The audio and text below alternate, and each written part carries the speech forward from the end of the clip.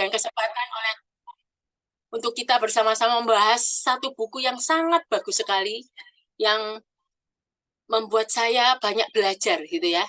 Dan tentunya kita malam hari ini bisa sama-sama belajar, seperti saya lebih dulu belajar, dan saya akan membagikannya malam hari ini kepada Bapak Ibu yang terkasih. Mari kita, sebelum memulai, mari kita akan berdoa terlebih dahulu. Allah Bapa kami yang di surga, sekali lagi kami mengucapkan syukur untuk cinta kasih-Mu, untuk pemeliharaan dan kasih karunia yang masih Engkau berikan kepada setiap kami masing-masing. Dimanapun kami berada, kami menyadari bahwa kami tidak bisa berbuat apa-apa tanpa pertolongan, tanpa kasih karunia dari Engkau ya Tuhan. Untuk saat ini ya Tuhan, kami ingin belajar bersyukur untuk apa yang sudah Tuhan berikan, untuk keluarga yang ada, untuk suami, untuk istri, untuk orang tua, untuk anak-anak yang dipercayakan kepada setiap kami. Mampukan kami di dalam hidup kami boleh senantiasa menjadi berkat dimanapun kami berada. Tolonglah kami ya Tuhan. Sebentar lagi kami ingin belajar bersama-sama. Kiranya Tuhan boleh memakai hamba-Mu dan juga supaya setiap kami boleh mengerti. Dan Roh Kudus-Mu sendiri yang memberikan pengertian. Terima kasih Tuhan. Kami menyerahkan komunitas kabel kami pada malam hari ini dari awal hingga akhirnya, sehingga itu semua mendatangkan kemuliaan bagi nama-Mu. Terima kasih Tuhan. Di dalam nama Tuhan Yesus kami berdoa dan bersyukur. Amin. Ya, sebentar saya akan share screen dulu.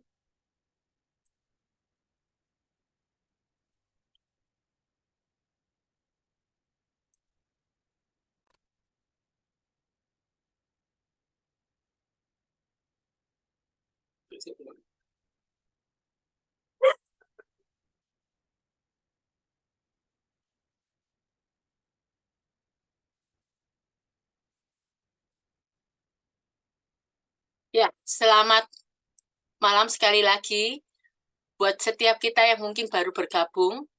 Hari ini kita akan belajar bersama-sama tentang Teaching Your Children Healthy Sexuality, yaitu pandangan Alkitabiah tentang pendidikan seks untuk mempersiapkan anak-anak Anda di dalam kehidupannya.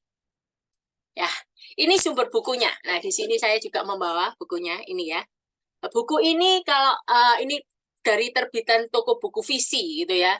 Jadi kalau ingin bisa membelinya gitu ya dari penerbit toko buku Visi. Di online sudah ada gitu ya. Nah, ini adalah James Byrne ini adalah penulis buku ini.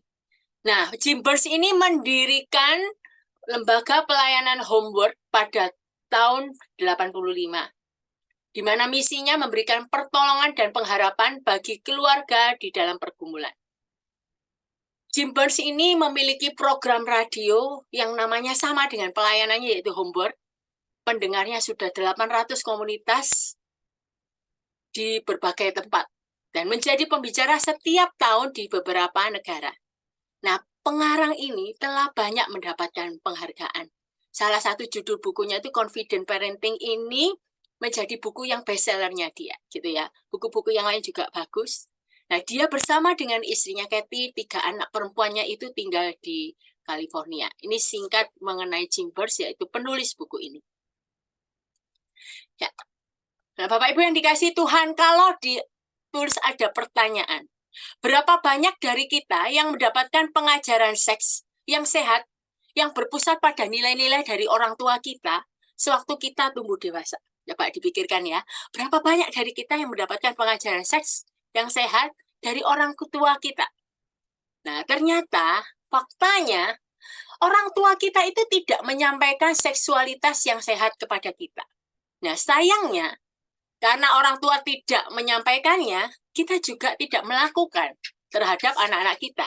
Akhirnya, karena anak-anak ini tidak mendapatkan informasi yang benar tentang seksualitas yang sehat dari orang tua, akhirnya mereka menerima banyak informasi tentang seksualitas dari teman mereka, media, dan sekolah dibandingkan dengan rumah mereka. Nah, ini bahayanya mengapa? Kalau misalnya yang didapatkan informasi dari luar itu benar. Tetapi kalau salah, nah ini fatal sekali akibatnya ya. Jadi kita harus melihat bahwa ini kondisi yang terjadi. Nah sebenarnya alasannya mengapa orang tua tidak mengajarkan pendidikan seks. Nah, ternyata orang tua itu takut jika kalau cerita seks itu, maka kalau ada keinginan seksual dalam diri anak akan bangkit lebih awal, gitu ya. Jadi sebenarnya belum waktunya untuk bangkit, ini sudah dibangkitkan dari awal karena orang tua menceritakannya. Padahal kita harus tahu bahwa orang yang terbaik yang perlu mengajarkan anak kita mengenai hubungan dan seksualitas itu adalah kita, para orang tua. Sebenarnya kita itu punya kesempatan memberikan anak pendidikan seks yang pusatnya pada nilai-nilai yaitu berdasarkan nilai Tuhan. Karena memang dia telah memberikan kita seksualitas. Nanti kita akan bahas lebih lanjut ya. Nah selanjutnya, apa yang dihadapi oleh anak-anak kita? Nah kalau kita itu boleh dikatakan hidup, kita tahu ya faktanya bahwa kita hidup tidak sama dengan yang dihadapi oleh anak-anak. Zaman kita dulu yang namanya HP itu nggak ada gitu. Atau mungkin ada tapi sudah lama sekali tidak bisa, istilahnya tebel gitu ya. Pokoknya sudah jadul sekali gitu ya. Jadi akhirnya kita bisa melihat bahwa pada masa itu dengan sekarang itu berbeda sekali. Nah tentunya masa yang berbeda itu alat-alat teknologi. Dulu nggak ada yang namanya internet gitu ya, zaman kita. Sekarang luar biasa, akses kemana-mana. Dulu nggak ada yang namanya YouTube. Nggak ada yang namanya WA, nah sebagainya. Hanya ada yang namanya SMS gitu ya, zaman dulu. Jadi akhirnya HP itu menjadi multifungsi pada saat ini. Dengan satu alat ini kita bisa upload, cari keterangan apa, browsing apa, itu kita dapatkan dari satu alat ini. Nah ternyata ketika kita tahu bahwa budaya kita itu beda dengan zaman dulu, waktu kita masih kecil dengan apa yang dihadapi anak-anak kita saat ini. Yang perlu kita lakukan adalah kita perlu mempelajari budaya di mana anak-anak kita itu tumbuh menjadi dewasa. Karena memang budaya tersebut itu sudah mendewasakan anak-anak. Bagaimana tidak? Sekali lagi, dari satu alat ini yang namanya HP, bisa melakukan banyak hal, bisa lihat banyak hal, gitu ya. Nah, sekali lagi, kita perlu mengingat bahwa apa yang dihadapi oleh anak umur 10 tahun saat ini sangat jauh berbeda dengan apa yang pernah dihadapi suatu umur 10 tahun kita ini, gitu ya. Beda sekali. Nah, untuk itu kita perlu melihat budaya di mana anak kita tinggal supaya kita juga mengerti. Kita juga perlu memberikan pengajarannya sesuai dengan zamannya, gitu ya. Nah, ternyata ini karena buku ini dibuat sekitar tahun 2000-an ya, 2000-an. Nah, ternyata di fakta di Amerika Serikat ini ya, hampir 60% anak usia 16-18 tahun dan hampir sepertiga dari anak-anak usia 13-15 tahun itu telah melakukan hubungan seksual. Hampir 60% dari para remaja yang aktif secara seksual itu tidak menggunakan alat kontrasepsi. Dan lebih dari setengah anak muda di Amerika Serikat mengaku telah melakukan oral seks per umur 22 tahun. Nah, 30% remaja putri ditekan kekasihnya melakukan lebih jauh. Nah, Bapak Ibu yang dikasihi Tuhan, ini fakta yang ada di Amerika Serikat. Ya, karena buku ini memang dibuat di sana. Tapi kalau ditanya, kalau di Indonesia bagaimana? Nah, kita nggak akan pernah tahu. Kadang hal ini tuh tersembunyi. Perlu ada penelitian. Saya tidak membandingkan dengan yang di Indonesia ya. Tapi setidaknya dengan kondisi yang ada, setidaknya membuat kita perlu istilahnya itu apa? Tersadar, perlu melek gitu ya. Melihat bahwa yang terjadi di Amerika Serikat juga tidak menutup kemungkinan ada dan terjadi di Indonesia, gitu ya.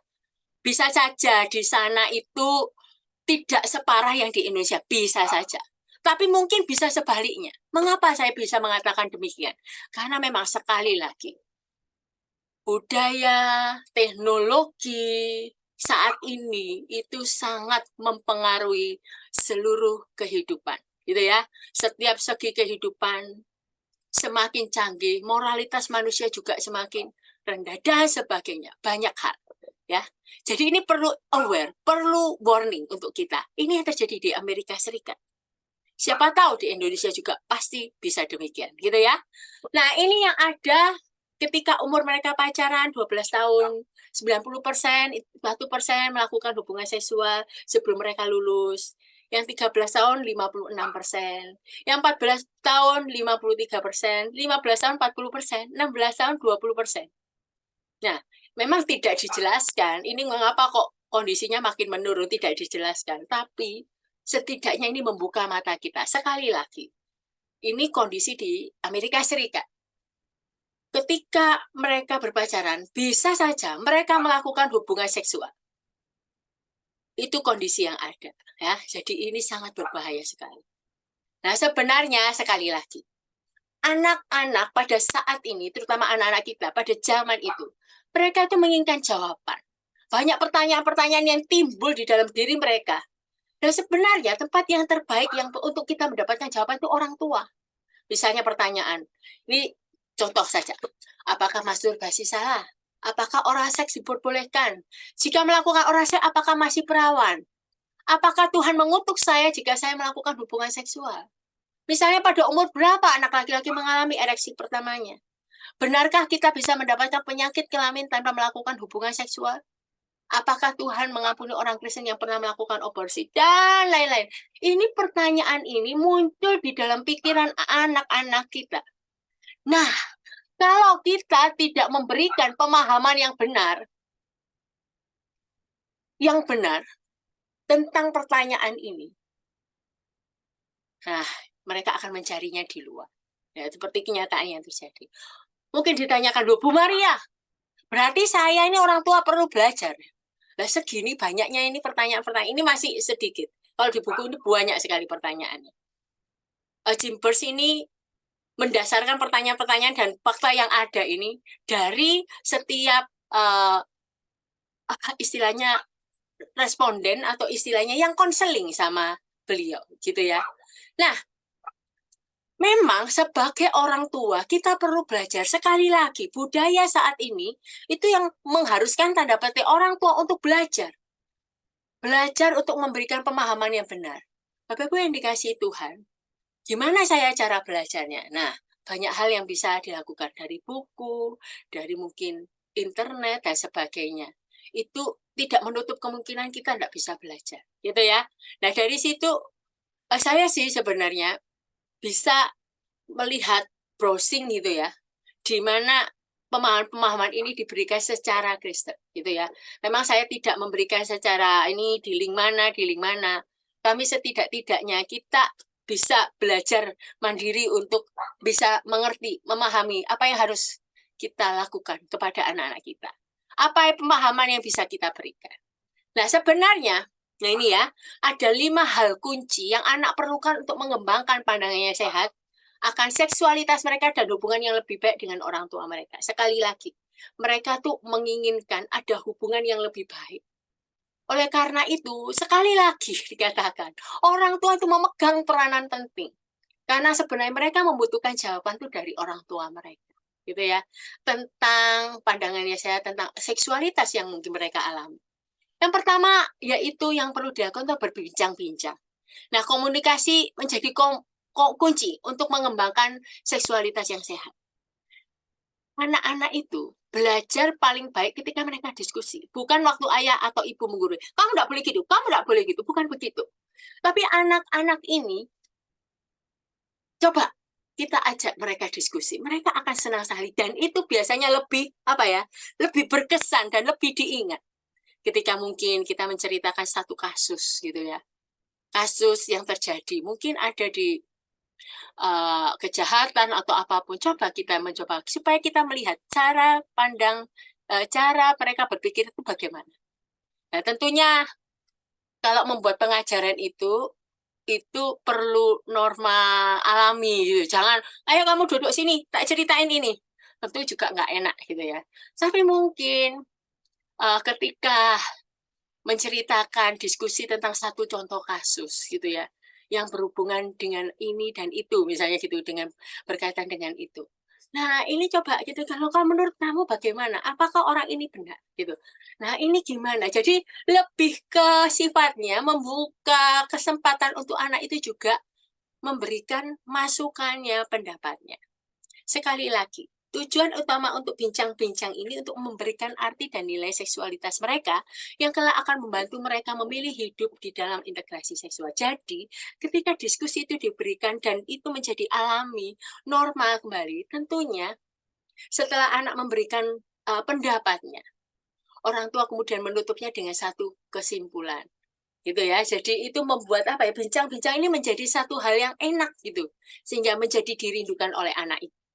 Yang kedua, yang diperlukan oleh anak-anak itu adalah panutan akan kejujuran dan integritas, ya. Nah, perlunya membicarakan keseksualitas itu dengan kejujuran apa adanya. Jadi gini, kita perlu ini ya, membicarakan seksualitas dengan kejujuran berarti gini. Kita jangan menuntut anak kita untuk melakukan hal yang kita inginkan benar, tapi kita tidak melakukan yang benar.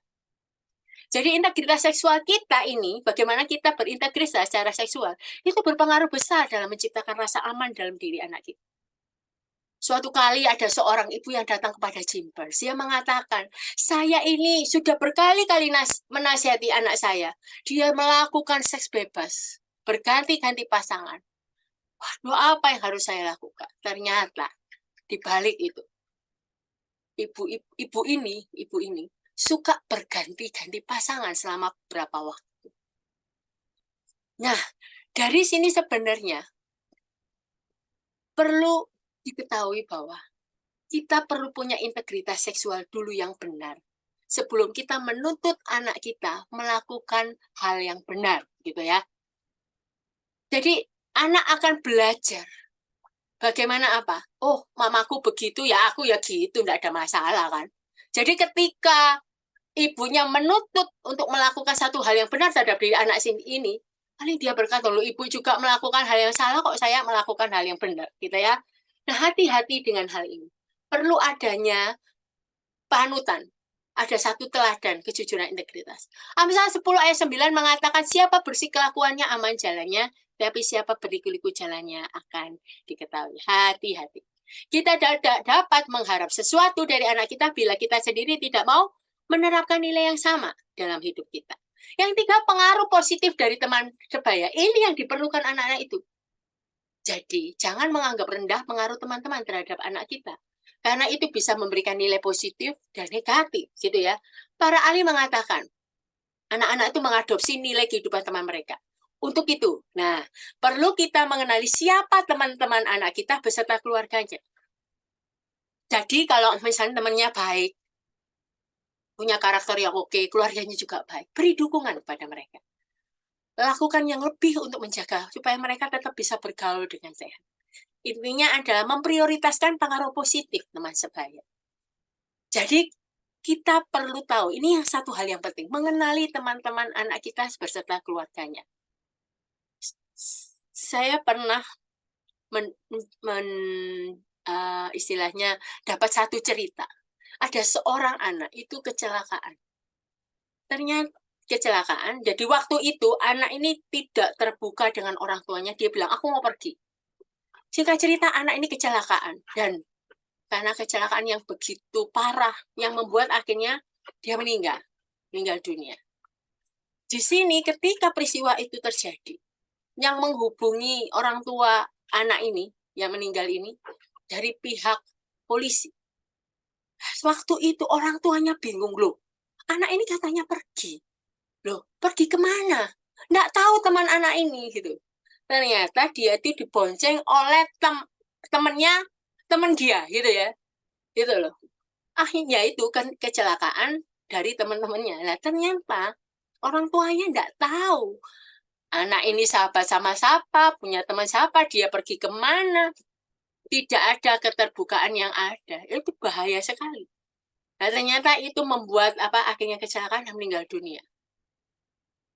Ini harus benar-benar kita perhatikan penting. Kita perlu mengenali siapa teman anak kita, siapa keluarganya, mengapa. untuk tahu. Tentunya ya itu tadi ya, adopsi nilai-nilai kehidupan itu akan masuk di dalam diri anak dan berpengaruh sekali. Selanjutnya, anugerah dan pengampunan. Itu yang diperlukan anak-anak.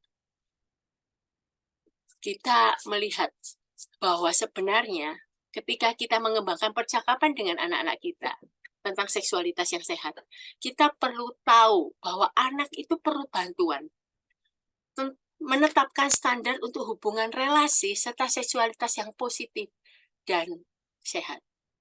Jadi kita perlu pastikan bahwa di dalam percakapan itu ada percakapan positif mengenai anugerah dan pengampunan. Nah, Allah itu menciptakan seksualitas dan melihatnya sangat baik dalam konteks pernikahan dan standar Alkitabiah. Jadi begini maksudnya. Kadangkala kita sebagai orang tua gitu ya, melihat anak itu melakukan kesalahan.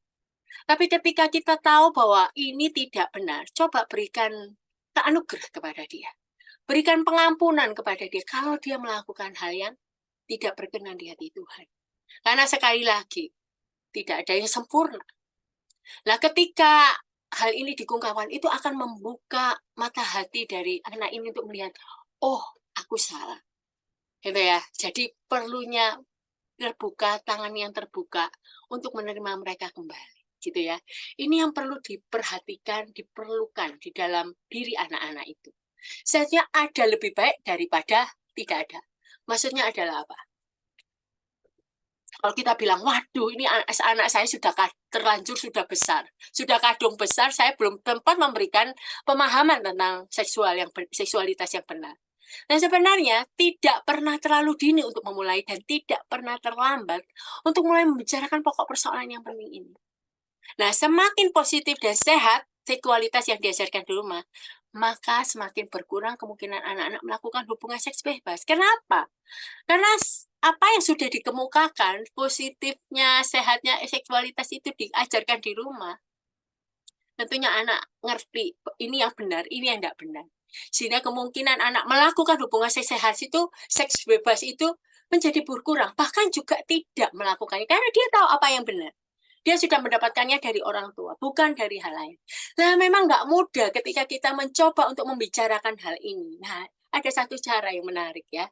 Memang ini ada suatu proses ketika kita mengajarkan pada anak-anak seksualitas. Misalnya gini, katanya ngomong gimana ya? Kadang ada saat yang tidak nyaman, ya apa mulainya? Kadang dapat senyuman. Begini, yang dilakukan, yang diusulkan oleh Pak Jimpers ini adalah, kalau papa-papa itu ya bisa mancing aja anaknya mancing. Nah, ketika mancing sama anak itu diputarkan CD tentang seksualitas. Nah, itu membantu sekali. Mengapa? Supaya sedikitnya anak ini ngerti, oh ini toh yang terjadi, oh ini toh maksudnya, gitu ya. Nah, ini bisa dilakukan proses ini. Tidak mudah. Karena memang sekali lagi, karena orang tua kita tidak mengajarkan, kemudian kita lebih sulit gitu ngomongnya gitu ya. Nah, itu yang menjadi tapi jangan berhenti sampai di sini.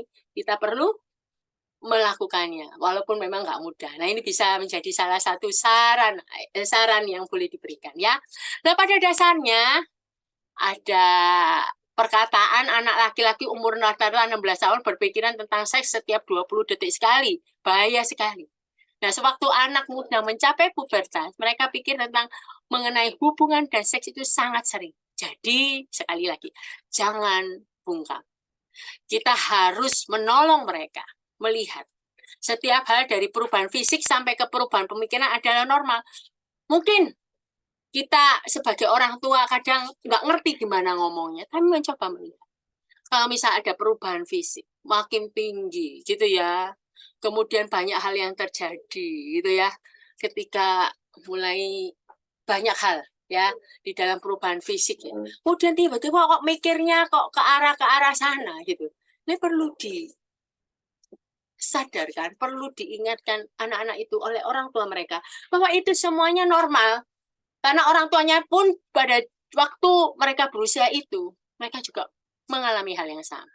Yang perlu dilakukan, orang tua perlu menjadi penolong, ya, untuk membangun fondasi, ya, fondasi seksualitas berdasarkan Alkitab. dan yang cukup kuat dalam menghadapi dorongan dari budaya sekuler. Nah, seks dan seksualitas adalah bagian alami dari kehidupan kita dan kehidupan anak kita, karena Tuhan menciptakan kita sebagai makhluk seksual.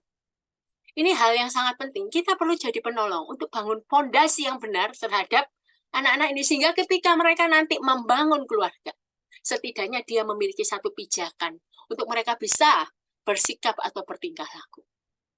Nah, ini ada sebuah teologi seksualitas yang sehat. Sekali lagi, tugas kita sebagai orang tua itu mengajarkan apa yang Alkitab katakan mengenai seks dan hubungan relasi. Yang pertama, Allah itu menciptakan seks. Kejadian 2:18 ayat 25. Ini coba ya, saya lihat. Tuhan Allah berfirman, tidak baik kalau manusia itu seorang diri saja. Aku akan menjadi penolong baginya, menjadikan penolong baginya yang sepadan dengan dia. Lalu Tuhan Allah membentuk dari tanah segala binatang hutan dan segala burung di udara. Dibawanya lah semuanya kepada manusia itu untuk melihat bagaimana ia menamainya. Dan seperti nama yang diberikan manusia itu kepada tiap makhluk yang hidup, demikianlah nanti nama makhluk itu. Manusia itu memberi nama kepada segala ternak, kepada burung-burung di udara, dan kepada segala binatang hutan. Tetapi baginya sendiri ia tidak menjumpai penolong yang sepadan dengan dia. Lalu Tuhan Allah membuat manusia itu tidur nyenyak. Ketika ia tidur, Tuhan Allah mengambil salah satu rusuk daripadanya, lalu menutup tempat itu dengan daging. Dan dari rusuk yang diambil Tuhan Allah dari manusia itu, dibangunnyalah seorang perempuan, lalu dibawanya kepada manusia itu. Lalu berkatalah manusia itu, inilah dia tulang dari tulangku, dan daging dari dagingku. Ia akan dinamai perempuan sebab ia diambil dari laki-laki. Sebab itu seorang laki-laki akan meninggalkan ayahnya dan ibunya dan bersatu dengan istrinya, sehingga keduanya menjadi satu daging. Mereka keduanya telanjang, manusia dan istrinya itu, tetapi mereka tidak merasa malu. Nah, inilah yang dikemukakan di dalam ayat ini. Sekali lagi, Allah itu menciptakan seks. Anak-anak ini perlu tahu bahwa seksualitas itu adalah ide dari Tuhan. Karena Tuhan menciptakan seksualitas kita, kita ingin menghormatinya dengan tubuh kita. Sekali lagi, seks itu adalah ide Tuhan dan kita harus menetapkan standar yang tinggi. Ya, jadi kita perlu menghargai karena memang Tuhan itu menciptakan tubuh kita itu bukan tanpa maksud, gitu ya. Nah, coba kita akan melihat. Kedua, Allah melihat seks itu sungguh amat baik. Kejadian 1 ayat 26 dan 31. Coba kita lihat sama-sama. Kejadian 1 ayat 26. Berfirmanlah Allah, baiklah kita menjadikan manusia menurut gambar dan rupa kita, supaya mereka berkuasa atas ikan-ikan di laut dan burung-burung di udara, dan atas ternak, dan atas seluruh bumi, dan atas segala binatang melata yang merayap di bumi. Kejadian 1 ayat 31, maka Allah melihat segala yang dijadikannya itu sungguh amat baik. Jadilah petang dan jadilah pagi, itulah hari ke-6. Nah, kita melihat ya bersama-sama bahwa Allah menjadikan manusia menurut gambar dan rupa Allah sendiri. Ya, kalau kita melihat ya, dari dua ayat ini, Allah juga melihat seksualitas itu juga adalah baik, sungguh amat baik. Dia melihatnya sungguh amat baik. Nah, para orang tua harus membantu anak-anak mereka supaya memiliki pengertian yang benar, termasuk belajar menerima seksualitas sebagai hadiah dari Tuhan di dalam pernikahan. Ya, sungguh amat baik. Kalau manusia diciptakan sungguh amat baik, apa yang diberikan di dalam diri manusia, salah satunya yaitu seksualitas itu juga sungguh amat baik. Nah, yang ketiga, pandangan Alkitab akan perzinahan. Keluaran 20 ayat 14 mengatakan jangan berzina. Nah, perlu diajarkan ya akibat yang bisa terjadi dari perzinahan. Anak-anak juga perlu diajarkan alasan Tuhan mengapa memberikan perintah ini. Karena apa? Karena dia menginginkan yang terbaik bagi kita. Dia mengarahkan kesejahteraan moral, spiritual, dan relasi setiap orang. Nah, ini yang perlu ditekani. Ketika Tuhan mengatakan jangan berzina, maksudnya adalah apa? Kalau kita berzina, atau siapapun berzina, itu akan ada hal yang berbeda. Mengapa dengan yang tidak berzina? Ketika seorang wanita berzina, tentunya sudah ada pihak ketiga di dalam keluarga itu. Nah, ini tentu menjadi bukan hal yang baik, menjadi hal yang negatif. Bahkan bisa menghancurkan pernikahan. Termasuk ketika suami berselingkuh, berzina gitu ya. Itu bukan menjadi satu hal yang baik. Makanya Tuhan ingin supaya memang tidak melakukan hal itu. Supaya apa ya? Tuhan ingin kita itu mendapat yang terbaik. Itu yang terjadi ya. Selanjutnya pandangan Alkitab akan percabulan. 1 Tesalonika 4 ayat 3. Jadi ini semua teologi seksualitas yang perlu diketahui. Dikatakan 1 Tesalonika 4 ayat 3, karena inilah kehendak Allah, pengudusanmu, yaitu supaya kamu menjauhi percabulan. Maka kata percabulan ini pornea ya. Artinya untuk porno lah dari sini gitu ya. Terjemahkan hubungan seks di luar pernikahan. Menariknya sekali lagi, pornografi punya akar kata yang sama dengan pornea ini. Hal ini terjadi ketika apa dikatakan percabulan itu artinya atau hubungan seks di luar nikah, ketika dua orang berhubungan seksual dan mereka tidak terikat di dalam tali pernikahan. Nah, dalam hal ini kita tidak hanya harus mengajarkan anak untuk menghindari percabulan, tapi kita perlu mengajarkan juga bagaimana cara menghindarinya. Tujuan yang lebih tinggi dalam Alkitab ini mengajarkan mereka mengapa dan bagaimana menjaga kekudusan seksual, integritas seksual itu harus diajarkan. Sekali lagi, tentunya orang tua juga harus punya integritas seksual juga yang dimiliki sebelum mengajarkan kepada anak-anak. Pandangan Alkitab akan kesatuan antara laki-laki dan istrinya itu adalah satu daging. Matius 19 ayat 46. Jawab Yesus, tidakkah kamu baca bahwa Ia yang menciptakan manusia sejak semula menjadikan mereka laki-laki dan perempuan? Dan firman-Nya, sebab itu laki-laki akan meninggalkan ayah dan ibunya dan bersatu dengan istrinya sehingga keduanya itu menjadi satu daging. Demikianlah mereka bukan lagi dua melainkan satu, karena itu apa yang telah dipersatukan Allah tidak boleh diceraikan oleh manusia. Nah, firman Tuhan di atas itu sebenarnya tidak hanya merujuk pada hubungan seksual, tapi contoh sempurna dari dua anak manusia, laki-laki dan perempuan, yang disatukan menjadi satu daging secara harafiah. Mengapa saya harus menekankan hal itu? Bukan dua anak manusia laki dengan laki-laki, perempuan dengan perempuan. Beda. Ini contoh sempurna. Ada laki-laki dan perempuan. Disatukan menjadi satu daging di dalam pernikahan. Berbeda dengan media yang menyajikan cinta bebas, teman dengan keuntungan, asal kamu dapat keuntungan, aku dapat keuntungan dari kamu, dan sebagainya. Ya, ini sebenarnya merujuk pada orang yang melakukan hubungan seks tanpa komitmen pernikahan. Yang selanjutnya, teologi seksualitas pandangan Alkitab akan tubuh manusia. 1 Korintus 6 ayat 18-20. Jauhkanlah dirimu dari percabulan. Setiap dosa lain yang dilakukan manusia terjadi di luar dirinya. Tetapi orang yang melakukan percabulan berdosa terhadap dirinya sendiri. Atau tidak tahukah kamu bahwa tubuhmu adalah bait Roh Kudus yang diam di dalam kamu? Roh Kudus yang kamu peroleh dari Allah, dan bahwa kamu bukan milik kamu sendiri. Sebab kamu telah dibeli dan harganya telah lunas dibayar. Karena itu muliakanlah Allah dengan tubuhmu. Nah, ayat di atas ini suatu pesan mengenai apa dan bagaimana menjaga kekudusan seksual, lalu diakhiri, muliakanlah Allah dengan tubuhmu. Sekali lagi, kata pornea, ya, dikatakan tadi itu percabulan, pornea, pelanggaran asusila, hubungan seks di luar pernikahan. Konsepnya di sini itu percabulan berada di luar standar seksualitas milik Allah. Mengapa demikian?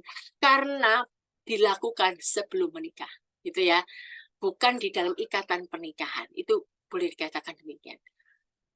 Makanya dikatakan sebagai percabulan, ya. Ayat 19 mengatakan tubuhmu adalah bait Roh Kudus, satu ilustrasi indah. Di mana Roh Kudus itu menempati tubuh orang percaya, Roh Allah hidup di dalam kita ketika kita percaya kepada Tuhan. Roh Kudus itu diberikan sebagai anugerah ketika kita boleh percaya kepada Tuhan sebagai juru selamat. Nah, selanjutnya kita melihat ayat 19. Tubuhmu sekali lagi adalah bait Roh Kudus. Kita perlu menghormati, memperlakukan anak kita dengan nilai respek yang dipakai Allah terhadap mereka. Mengapa? Kita harus menghormati anak kita. Perlu memperlakukan mereka dengan benar. Karena memang Allah menciptakan mereka segambar dan serupa Allah. Ketika kita merendahkan anak-anak kita berarti, tanda petik ya, menghina apa yang sudah diciptakan Tuhan. Meremehkan. Nah, ayat 20. Ini terletak dasar kekudusan seksual. Nah, ini kembali kita mengingat pengorbanan Yesus. Ketika ia mendemonstrasikan kasihnya dengan kematiannya. Dia telah membayar dengan harga yang mahal. Nah, respon kita perlu adalah apa? Mempersembahkan tubuh kita untuknya. Memuliakan Allah dari tubuh kita. Nah, sekarang ada prinsip kekudusan yang perlu kita ketahui. Yang pertama, hormatilah Allah dengan tubuhmu. Seperti tadi sudah dikatakan ya. Sebab kamu telah dibeli dan harganya telah lunas dibayar. Ini bicara tentang Kristus yang telah mati untuk kita. Ya, itu ya, dia memberikan dirinya mati di kayu salib. Karena dasar inilah yang membuat kita perlu memuliakan Allah di dalam tubuh kita. Karena itu, muliakanlah Allah dengan tubuhmu. Caranya adalah apa? Kita mendorong anak-anak untuk tidak lakukan hubungan dosa seksual. Menjaga tubuh supaya sehat, makanan gizi, olahraga teratur, kebiasaan tidur yang baik, menjaga kebersihan. Artinya, ketika anak-anak ini melakukan hal ini ya, tidak melakukan dosa seksual dan lain-lain, kita ini memberikan pengasihan kepada mereka untuk menjaga tubuh mereka. Karena itu hadiah dari Allah. Itu adalah bait Roh Kudus, gitu ya, sekali lagi dikatakan. Yang kedua, memperbarui dengan hal yang baik, prinsip kekudusan. Roma 12 ayat 2, janganlah kamu menjadi serupa dengan dunia ini, tetapi berubahlah oleh pembaruan budimu, sehingga kamu dapat membedakan manakah kehendak Allah, apa yang baik dan berkenan kepada Allah dan yang sempurna. Kalau kita tadi melihat bahwa kita perlu memuliakan Allah melalui tubuh kita, setelah itu, jangan kita itu ikut di dalam budaya yang ada, apa yang diikuti dikatakan benar budaya kita ikuti. Padahal yang kita harus utamakan adalah hal-hal yang baik. Nah, untuk itu ya, bukan berarti dunia itu selalu jelek. Tapi kalau itu bukan sesuai firman Tuhan, kita tidak perlu ikut. Intinya begitu ya. Jadi itu yang perlu kita tekankan di dalam kehidupan anak-anak kita. Selanjutnya, yang ketiga, prinsip kekudusan tak memalingkan mata dari hal yang tidak berguna. Matius 6:22 ayat mengatakan yaitu mata adalah pelita tubuh, jika matamu baik, teranglah seluruh tubuhmu. Sebenarnya ini menceritakan bahwa mata anak-anak muda itu adalah jendela bagi jiwa mereka. Ini yang Yesus katakan. Jadi, kalau kita perlu melihat mata kita itu mempunyai hubungan yang dalam dengan pikiran kita. Semua gambar yang kita lihat itu tersimpan di dalam otak. Kalau gambar itu negatif, sengaja atau tidak, itu pasti menempel di pikiran. Nah, apa yang kita masukkan? Itu harus menjadi pemikiran. Apa yang kita lihat di mata kita? Itu hati-hati. Karena itu langsung connect dengan pikiran kita. Apa yang kita lihat, itu bisa tersimpan di dalam otak dan menempel di sana. Ya, jadi hati-hati sekali. Ketika memasukkan yang negatif, nah itu tidak mudah untuk menghilangkannya karena tetap ada di dalam pikiran. Yang keempat, menjaga hati di atas segalanya. Amsal 4 ayat 23 mengatakan, jagalah hatimu dengan segala kewaspadaan karena dari situlah terpancar kehidupan. Kita perlu melihat bahwa untuk menjaga hati ini bukan hanya sekedar hubungan seks, tapi ini menjaga hati itu prosesnya terus-menerus seumur hidup. Menghormati Tuhan, gitu ya, dengan seksualitas mereka. Ingatlah bahwa komitmen yang konsisten pada kekudusan seksual adalah jalan menuju kemerdekaan sejati bagi anak-anak dan kita. Mengapa demikian? Ketika dia sudah bisa menjaga hati, tentunya dia akan berjalan benar, gitu ya. Pada kekudusan seksual di dalam pernikahan, dan itu menjadi satu hal yang indah. Karena anak-anak itu akan mendapatkan kemerdekaan sejati. Karena apa? Bisa menjaga hati sehingga tidak melakukan hal-hal yang tidak benar. Yang perlu diperhatikan, tugas kita adalah mendidik anak kita menjadi pribadi yang bertanggung jawab. Bukan hanya mereka selalu gembira. Kadang kita menceritakan sesuatu, mendiskusikan sesuatu yang membuat mereka mungkin tidak suka, tidak nyaman. Tetap itu berikan, ya. Karena kita ingin mereka menjadi pribadi yang bertanggung jawab. Cara terbaiknya, supaya anak-anak itu menetapkan standar yang sehat, menghadapi permasalahan dan berusaha membuat percakapan positif. Jadi kadang kita itu perlu memberikan ruang ketika anak itu mengalami permasalahan. Dan kemudian kita coba membahasnya. Ada perkataan positif yang kita ucapkan, sehingga itu membuat dorongan anak ini punya semangat ketika mengatasi permasalahan.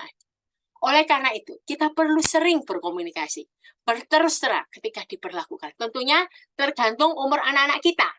Nah, sekarang sebenarnya kita perlu menetapkan standar yang memuliakan Allah, yaitu pertama, kesopanan. Kesopanan itu tidak hanya tentang pakaian yang terbuka, ya, tapi juga cara kita bertingkah laku, berpakaian, dan cara hidup, termasuk berkata. Dalam konteks ini, tugas orang tua mengajarkan kesopanan. Dan efek kalau tidak sopan, misalnya dalam berpakaian. Nah, faktanya, bisa menjadi masalah yang besar bagi anak perempuan dibandingkan dengan anak laki-laki. Mengapa demikian? Karena anak-anak perempuan berbahaya sekali ketika menggunakan pakaian yang tidak sopan. Itu menjadi masalah yang lebih besar lagi.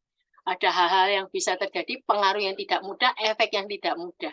Untuk hal itu, perlu untuk orang tua memberikan pengajaran tentang kesopanan, efek ketidaksopanan juga demikian.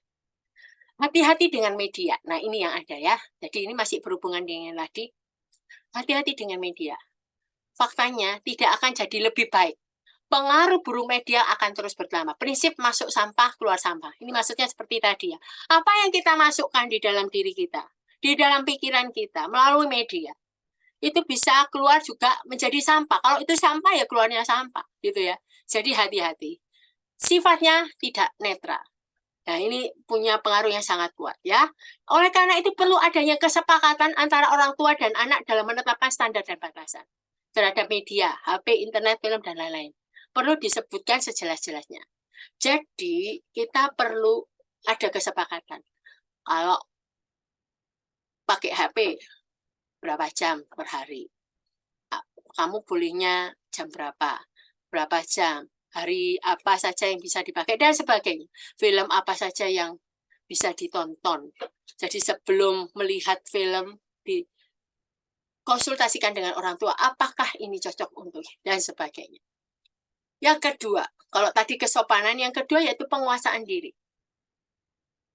Karakter penguasaan diri dan disiplin pribadi sangat berpengaruh dalam menetapkan standar seksualitas yang sehat. Anak-anak itu perlu diujarkan hal praktis dalam menyaring gambar seksual dan menjauhkan diri dari pornografi. Juga pentingnya pertanggungjawaban atas tindakan mereka.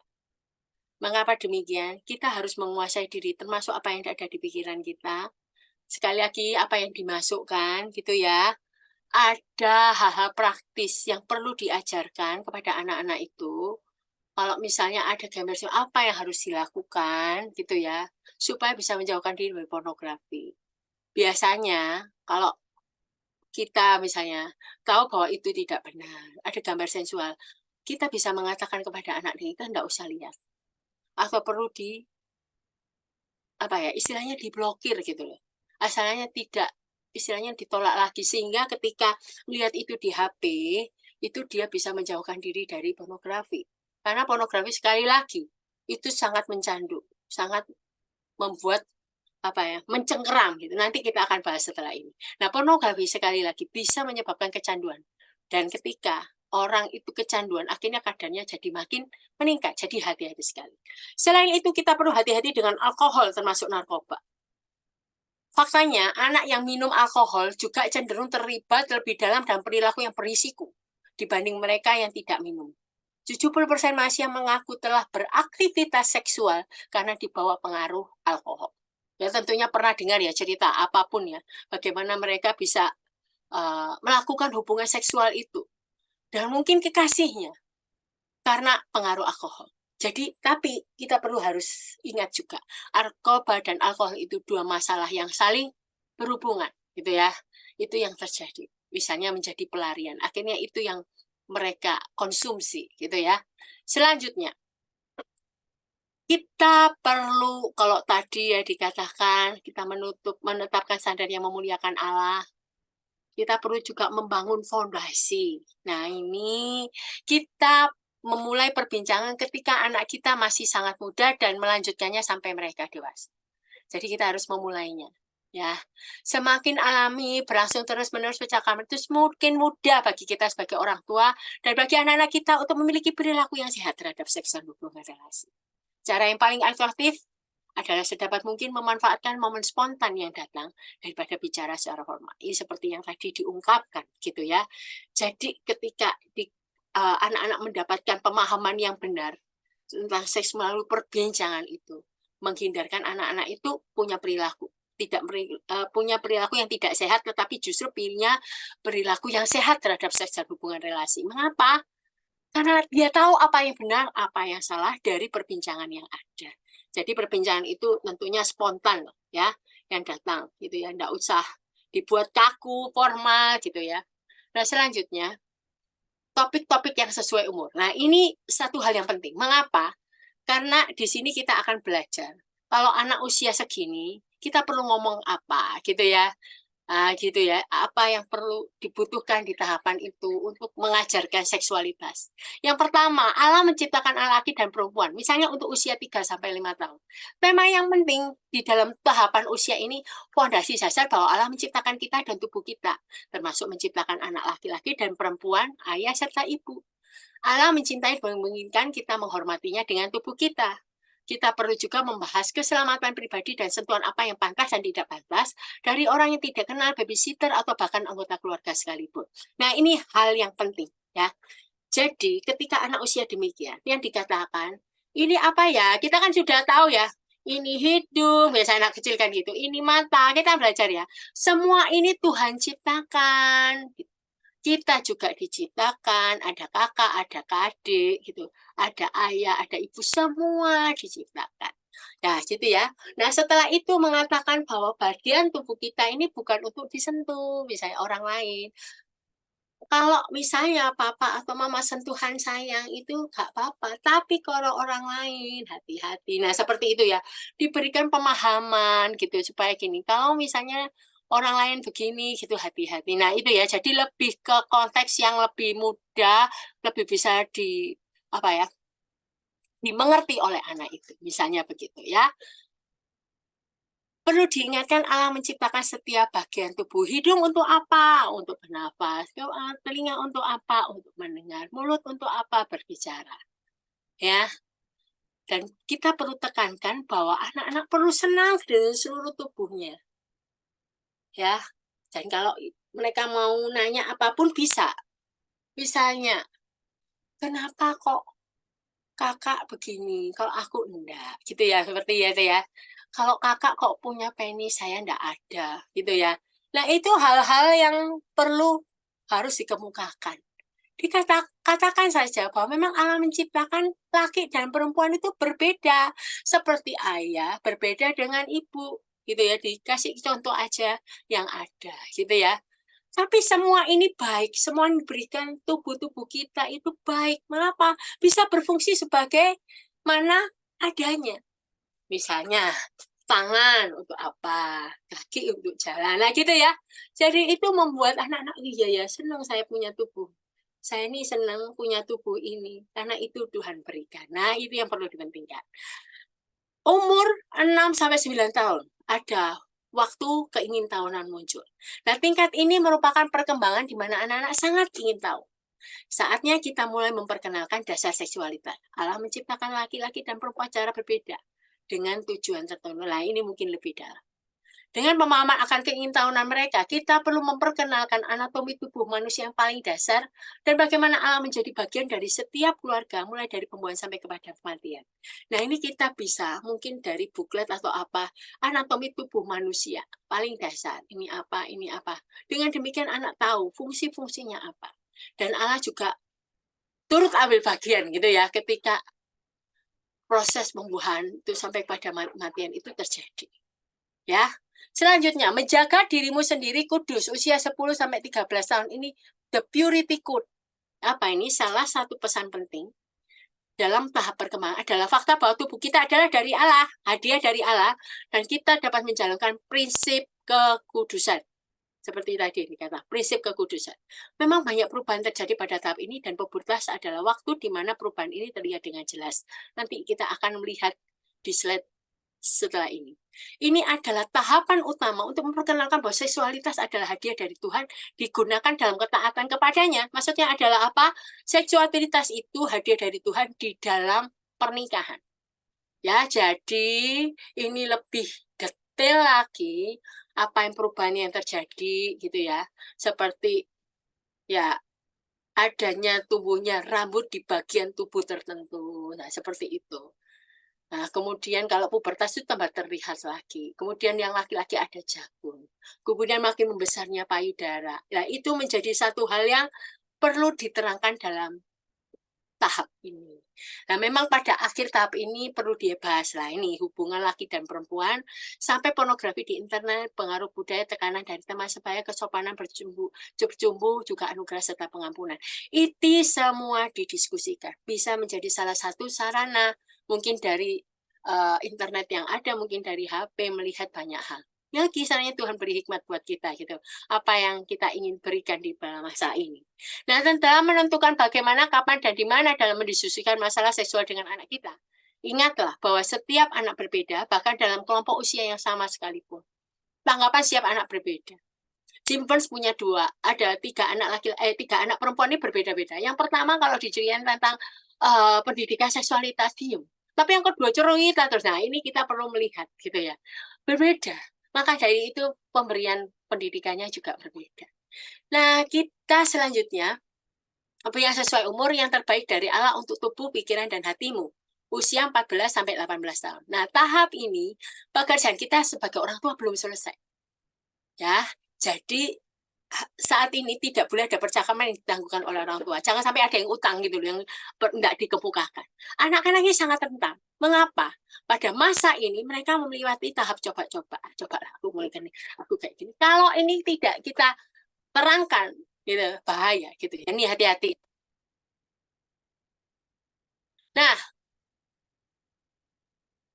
mencoba perilaku yang baru, kadang anak-anak ini membuang nilai yang sebelumnya dia yakini gitu ya. Dia mengatakan bahwa oh kalau hubungan sebelum pernikahan itu enggak boleh. Tapi dia berikan coba. Siapa tahu beda gitu loh ya.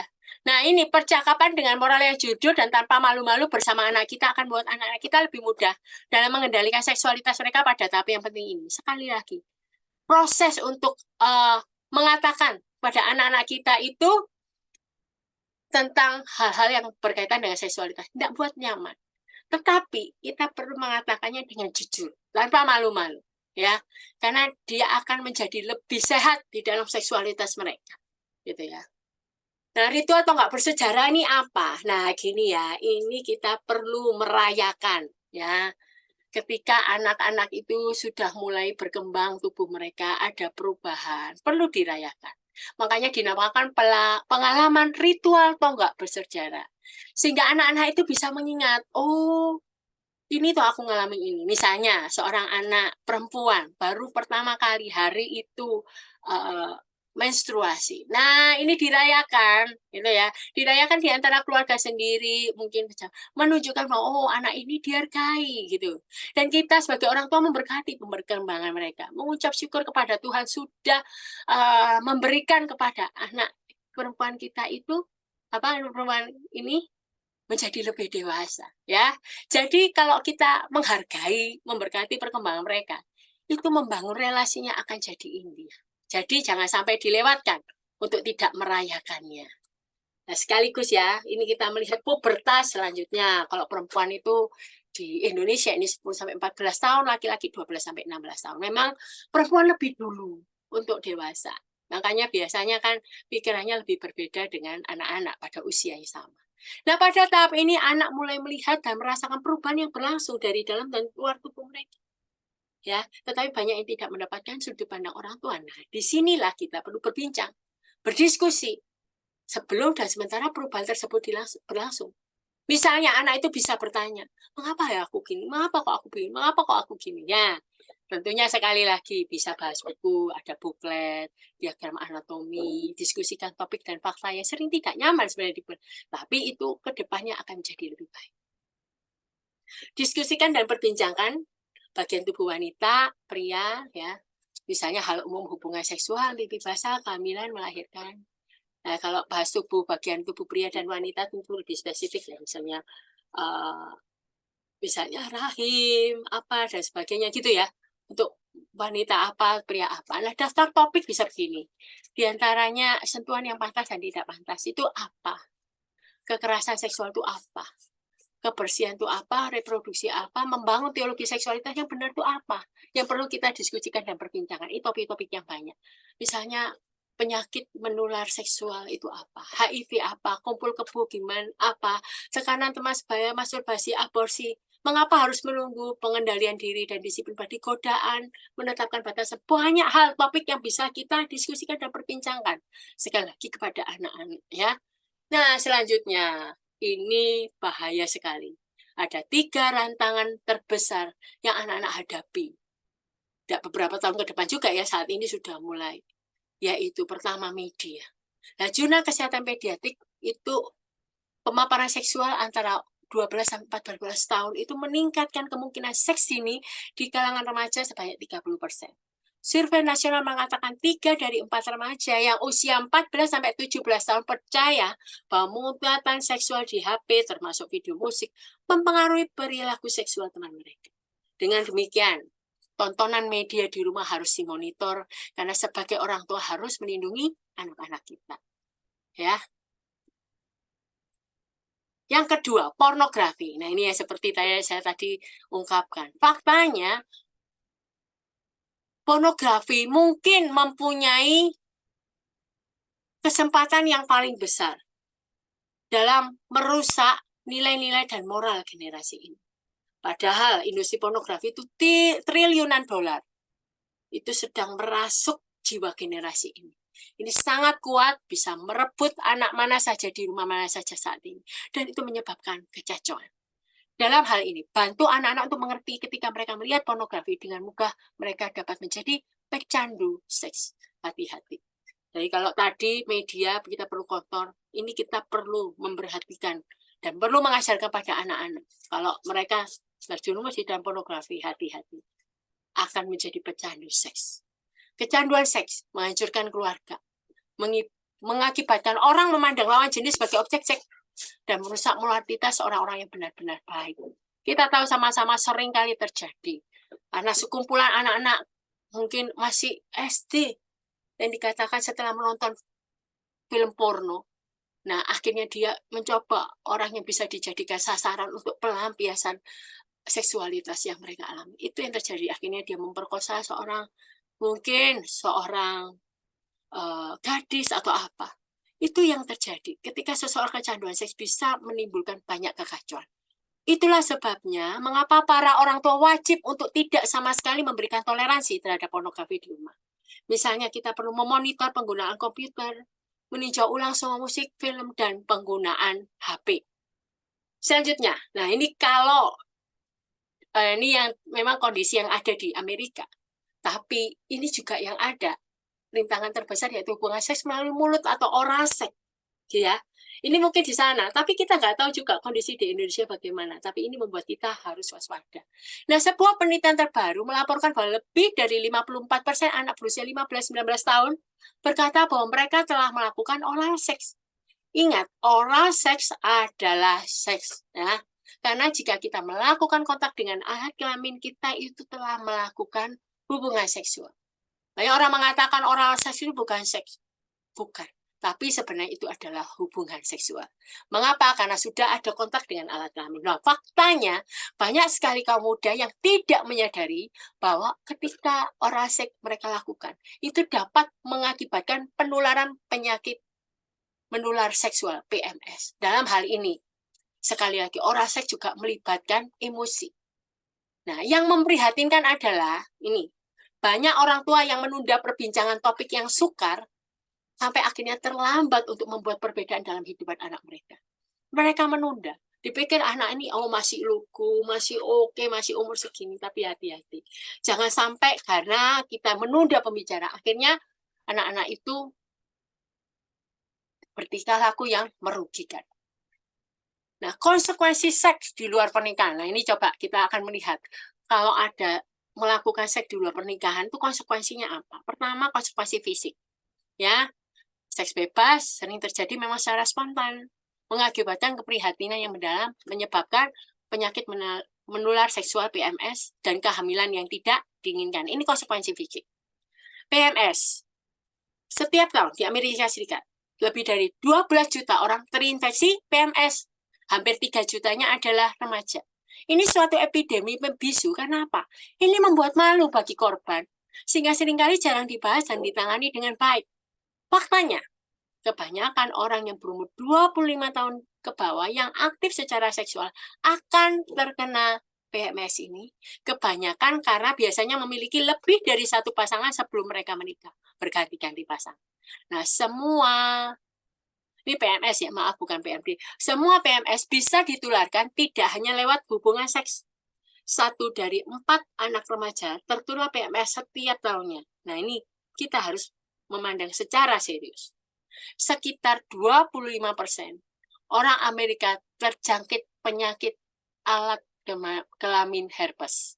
Ini bisa ditularkan melalui hubungan seks secara oral, anal, atau hubungan kelamin. Ini sangat penting untuk diajarkan oleh anak-anak. Klamidia ya adalah PMS yang paling umum, risiko paling buruk pada wanita karena bisa membuat infertilitas kemungkinannya, yaitu menjadi mandul. Kencing nanah, gonore, dan sifilis raja zina ya. Sifilis itu 2 konsekuensi fisik umum dari hubungan seks bebas. HIV, human immunodeficiency virus, penyebab kematian utama di urutan ke-7 di antara orang-orang berusia 15-24 tahun. Bahaya sekali. Jadi kita harus memikirkan. Ketika seks itu di luar pernikahan yang tidak sesuai dengan kehendak Tuhan, banyak hal bisa terjadi. Mengerikan sekali. Selanjutnya ini, disarankan kalau anak-anak itu boleh untuk saat diberikan pada mereka informasi terkini PMS, jadi mereka akan mikir, bagaimana kalau saya melakukannya. Nah ini ya, kalau kita lihat di bawah ini yang di sini itu gonore ya. Kalau yang di sini itu sifilis. Nah ini sifilis begini ya. Jelas sekali bagi kaum muda yang belum menikah, pilihan paling efektif adalah tidak melakukan hubungan seksual sebelum menikah. Karena kita tidak tahu kepada siapa pasangan kita itu, apakah sebelum kita melakukan kepada siapa. Ini hanya yang permukaan. Pasti di alat kelamin mereka juga mengalami kondisi yang seperti ini. Tidak mudah sekali. Nah, kalau tadi konsekuensi fisik, yaitu PMS, yang kedua adalah kehamilan yang tidak diinginkan. Betapa kontrasnya ketika seorang wanita muda hamil di luar nikah atau ketika seorang pria menghamili seseorang. Nah, ini menjadi salah satu peristiwa tersulit dalam hidup. Mengapa? Karena biasanya ada kejutan dan rasa sakit ketika mengetahuinya. Suka hati. Kebingungan yang sangat akan masa depan. Gimana ini aku masih sekolah? Bagaimana aku harus dilakukan? Rasa malu akan keadaan tersebut. Nggak mudah gitu ya. Berapa waktu yang lalu, di satu sekolah SMA di Sampang, kalau saya nggak salah. Itu ketika ada ujian akhir semester. Mereka dikejutkan oleh suara tangisan bayi. Ternyata ada salah seorang murid SMA itu yang melahirkan ketika ujian. Tidak ada orang yang tahu bahwa ternyata dia itu sudah hamil. Guru tidak tahu, dan ternyata anak itu adalah pindahan. Jadi dia kelas 10, pindahan dari SMP lain. Jadi orang-orang pada tidak tahu. Orang tuanya juga nggak tahu. Mengerikan sekali ya. Nah ini kondisi yang tidak mudah. Bisa jadi. Memang nggak ngerti ya, diceritakan wanita muda itu hamil dengan siapa. Tetapi ini kondisi yang terjadi. Seks di luar nikah itu boleh dikatakan bisa dilakukan banyak hal.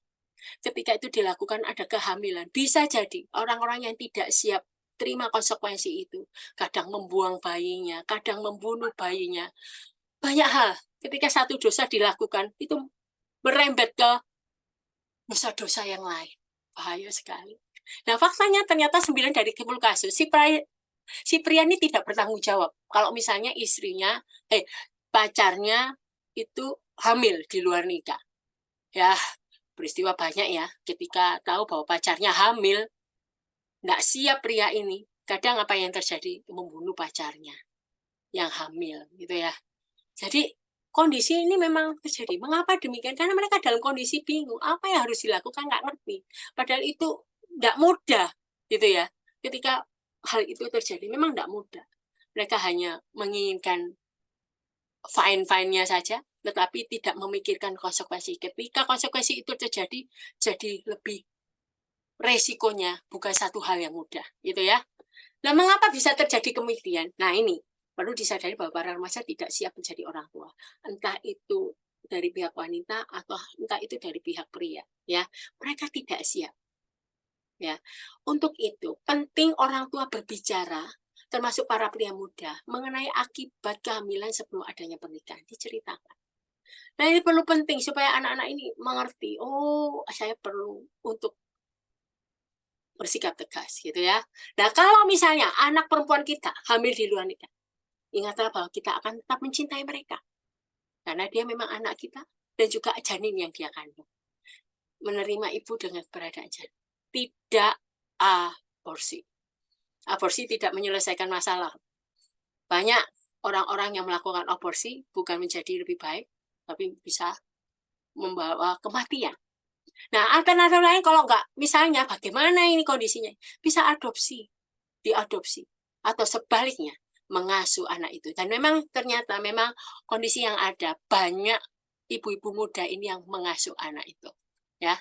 Nah, sekarang kalau tadi konsekuensi logis, fisik, ya, sekarang konsekuensi emosional dan spiritual.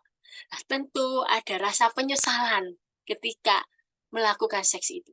Ya, konsekuensi emosional yang paling kuat itu penyesal. Rasa malu, menyesal, itu menjadi satu hal yang umum. Nah, penelitian itu menemukan hubungan antara depresi dan seks bebas. Mengapa? Depresi tidak secara langsung mengarah ke seks bebas, atau sebaliknya. Jika seorang depresi, mereka lebih mudah melakukan hubungan seks bebas.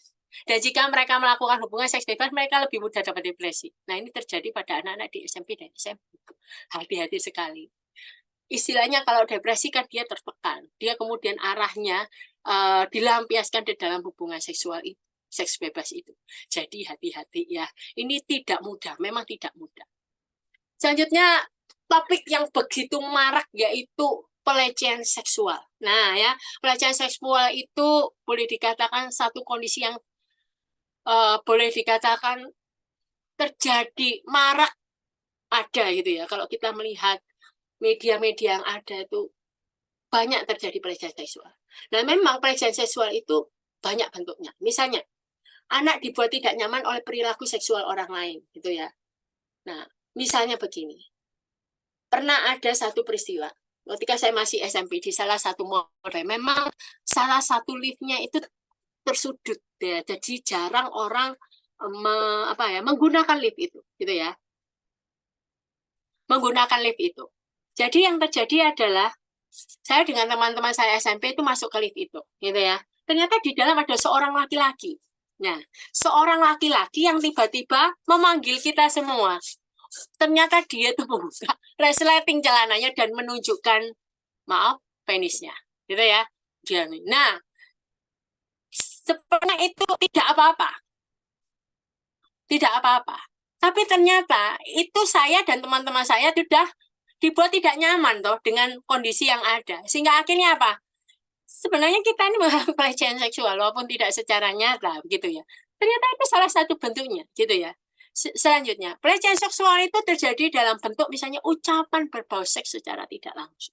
Ada spontan itu ngomong, sudah tahu lah ucapan-ucapan berbau seks kita sudah tahu. Ya. Mungkin juga bentuk dipaksa, ditipu atau diancam untuk melakukan kontak seksual. Nah, itu yang terjadi di dalam pemerkosaan gitu ya. Atau bentuk lain, seorang dewasa memperlihatkan dirinya sendiri meminta seorang anak untuk melihat materi pornografi, mengambil foto bugil anak, ya. Jadi bisa ya, ayo coba misalnya gini nunjukin hal-hal yang pornografi, kemudian anak ini tak foto kamu ya, ayo kamu foto ini yang kondisi foto, nggak usah pakai pakainya begitu ya, di foto. Nah sifat fisik bisa jadi bervariasi, bisa pelukan sampai hubungan seksual seperti yang saya tadi katakan, pemerkosaan. Singkatnya, seorang anak itu diperlakukan sebagai objek oleh si pelaku pelecehan. Itu menjadi, boleh dikatakan itulah pelecehan seksual. Nah, pelaku biasanya dekat dengan anak-anak. Nih, hati-hati. Jadi kita sebagai orang tua harus memberikan perhatian ekstra kepada siapa saja yang memberi perhatian kepada anak kita. Nah, predator ini ada kalanya seorang yang kita kenal, kita percaya. Nah, ternyata itu menjadi 80% kasus yang terjadi dilakukan oleh orang-orang itu. Yang sepertinya kita tidak pernah curiga bahwa dia akan melakukan, ternyata justru dia melakukan. Parahnya hanya 1 dari 20 kasus pelecehan seksual yang dilaporkan. Mengapa? Sekali lagi malu, harga diri dan sebagainya, pengaruh banyak hal. Apalagi juga mungkin predator ini, pelakunya juga orang yang berpengaruh. Itu nggak satu hal yang mudah ketika dilaporkan. Bisa jadi kita dituntut untuk memfitnah gitu ya. Nah, sekarang ada tanda atau sinyal pelecehan seksual. Nah, ini agak rumit, tapi kita perlu melihat. Kalau misalnya anak kecil yang mengalami pelecehan seksual, ada tanda dan sinyalnya, seperti mengompol, ini banyak hal ya, saya tidak bacakan semua, gangguan tidur, mimpi buruk, nafsu makan berkurang, depresi, ya, sangat ketakutan ketika hendak ditinggal sendirian atau ditinggal berdua dengan seorang yang menemaninya, misalnya gitu, menggambar orang telanjang melakukan serangan secara seksual. Nah, iya, untuk anak kecil. Anak yang lebih dewasa, lebih parah lagi. Bisa masalah dengan pelajaran sekolah, prestasi sekolah, hubungan dengan teman sebaya buruk, perilaku merusak diri sendiri, ingin bunuh diri, mengobati luka batin mereka dengan narkoba dan minuman keras, gugup, agresif, mengganggu, dan banyak hal. Ya, bisa bersikap menggoda, menggairahkan, serta melakukan seks bebas. Bisa kehilangan kepercayaan, berlaku kasar pada pihak yang punya wewenang. Ya, dia takut meninggalkan rumah. Kemudian ketakutan ketika ditinggal berdua dengan pelaku pelecehan, sangat depresi, banyak hal ya, kesakitan, gatal luka, memar di daerah kemauan, rasa diri, rendah diri yang ekstrim. Bagaimanapun, jika banyak dari gejala ini muncul dalam kehidupan anak-anak ini, segeralah minta penilaian dari terapis atau kita bisa ke rumah sakit untuk berkonsultasi dengan dokter. Nah, apa yang perlu dilakukan kalau anak kita mengalami pelecehan seksual? Coba kita bisa pergi bersama anak kita ke satu tempat pribadi, di mana mereka bisa nyaman untuk berbincang-bincang. Biarkan mereka memberitahukan apa yang mereka alami, apa yang terjadi dengan bahasa mereka. Dengarkan dengan empati. Ini menjadi sebuah bahasa cinta. Nah, para orang tua perlu untuk tidak menunjukkan kemarahan ekstrim terhadap pelaku kejahatan di depan anak pada percakapan apa. Untuk pertama kali kita hanya menjadi mendengarkan apa yang kejadian yang sebenarnya kepada dia. Kita tidak perlu dulu marah. Apalagi pelaku kejahatan itu kita kenal dengan baik. Hati-hati ya. Untuk percakapan awal, kita jangan terlalu mengumbar emosi kita. Nah, hal yang terpenting yang dapat kita lakukan adalah mempercayainya. Jadi jangan sampai ketika anak kita menceritakan kalau dia mengalami pelecehan seksual, nanti kita bilang, nggak asal, lah kamu soalnya pakai bajunya pendek-pendek begitu. Nah, gitu ya. Bajumu aja begitu. Nah, jangan. Kali ini kita coba dengarkan. Kita ini orang tua mereka, bukan konselor. Ini satu hal ya. Jadi coba menjadi sahabat bagi anak itu. Sehingga anak itu merasa diterima. Oh, ada orang yang bisa mengerti apa yang menjadi pergumulanku, apa yang aku rasakan terhadap kejadian yang aku alami. Yang kedua, tunjukkan keprihatinan kepada anak kita. Mereka butuh kepastian bahwa kita akan memperhatikan mereka dan melakukan apa saja yang diperlukan untuk mendapatkan pertolongan. Nah, ini pastikan mereka tahu bahwa kita akan menemani. Inilah waktu memberi dukungan dan pengukuhan. Berikan waktu kita, jangan kritik. Ciptakan perasaan aman dan memiliki. Anak-anak ini perlu dorongan. Mereka tahu. Dan mereka tahu kalau kita peduli. Nah, jadi perlu juga orang tua sering berdoa dengan anak-anak mereka dalam melewati proses ini. Karena ini tidak mudah dialami oleh anak-anak yang ada. Yang ketiga, jangan berpikir kita dapat mengatasinya. Nah, ini hati-hati ya. Jangan sampai orang tua itu pikir, oh aku bisa mengatasi. Ternyata belum tentu bisa. Kita perlu menyadari bahwa ada kebutuhan medis, emosional, dan spiritual yang dapat dianalisa oleh para ahli di bidangnya. Nah, mereka dapat menemani kita serta anak kita dan memberikan pengharapan. Ya, ingat kita tidak dapat mengatasinya dan kita tidak akan melakukan sebaik para ahli di bidangnya. Ya, bukan meremehkan, tapi lebih baik kita berkonsultasi dengan yang lebih ahli. Jadi, jangan rahasiakan tindakan pelecehan seksual. Maksudnya, tapi bukan untuk diciptakan kemana, bukan. Tapi maksudnya, ketika kita membutuhkan pertolongan, jangan menutup kondisi itu. Berikan waktu, berikan keleluasaan untuk kita memberikan istilahnya permasalahan yang dialami itu diberikan kepada orang lain, orang yang lebih ahli supaya kita bisa mengatasinya gitu ya dengan baik ya. Selanjutnya, apa yang dapat kita lakukan untuk mencegah pelecehan seksual? Yang pertama, tidaklah apa-apa untuk berkata tidak. Jangan terima tumpangan, hadiah, atau bantuan dari orang asing. Termasuk ketika anak diminta sesuatu yang membuat dia merasa tidak nyaman. Bahkan jika yang memintanya adalah teman dekat atau sanak saudara, perlu untuk berkata tidak. Berkata tidak adalah kata yang aman. Ini harus tegas gitu ya. Kalau kita memang tidak mau, jangan selalu mengatakan ya, gitu ya. Kalaupun mungkin orang itu yang menyuruh kita melakukan sesuatu, orang yang berotoritas, tetap kita katakan tidak. Ya, katakan tidak, harus bersikap tegas. Memang tidak mudah, ya. Nah, kalau misalnya kita punya teman telah mengalami pelecehan seksual, perlu yang diketahui bahwa ini tekankan kepada mereka bahwa pelecehan seksual itu selalu kesalahan pelaku. Kamu itu korbannya, ya, korban dari kejahatan. Jadi jangan menyalahkan diri. Ada orang yang menutup diri, menyalahkan diri ketika dia mendapatkan pelecehan seksual, dia melakukan pelecehan seksual, dia merasa aku bersalah, menyalahkan diri terus-menerus. Ya, padahal dia adalah korban. Ini satu hal yang perlu ditekankan bahwa mereka adalah korban. Yang kedua, jangan menderita dalam kebisuan. Carilah bantuan. Nah, sekali lagi ya, kita perlu merahasiakan pengalaman mereka. Ya, orang yang merahasiakan pengalaman mereka menyebabkan rusaknya pernikahan mereka. Karena ada sesuatu yang ditutupi. Nah, ketika dia menikah, dia mau mencoba membuka, itu sudah berbeda sekali. Karena apa? Belum tentu pasangan itu bisa menerima kondisi yang kita alami sebelumnya. Nah, ketika kita merahasiakan itu, relasi dengan Tuhan juga akan menjadi berubah, gitu ya. Nah, ribuan orang berkata hal yang terbaik dan mungkin yang tersulit adalah mencari bantuan, ya. Dan selanjutnya ada harapan. Nah, pelecehan seksual ini sangat menyakitkan dalam setiap hal. Tapi orang yang berhasil melalui pengalaman yang sulit ini bisa menjalani kehidupan yang penuh harapan dan ini. Ada kalanya, ada orang bisa bersaksi gitu ya, yang pernah mengalami pelecehan seksual dan akhirnya sudah bangkit. Nah, itu bisa memberikan suatu motivasi kepada orang yang saat ini mengalami, itu menjadi satu semangat untuk dia bisa melalui apa yang dia alami. Gitu ya. Selanjutnya, Allah itu peduli. Nah, kadang ketika orang mengalami pelecehan seksual, dia merasa menyalahkan Allah, kenapa Allah nggak ada, sulit menerima kehadiran Allah. Padahal sebenarnya di dalam Alkitab firman Tuhan, Yesus itu menangis. Dia menangisi korban pelecehan seksual, dia mengetahui dan mengerti kepedihan hati kita, dan dia ingin berjalan di samping kita menuju penyembuhan dan keutuhan diri kita. Jadi perlunya kita mempercayai Allah sebagai Bapa Surga yang penuh kasih. Ini adalah konsep yang perlu dia pahami secara spiritual. Nah, selanjutnya, penanganan seksualitas pribadi.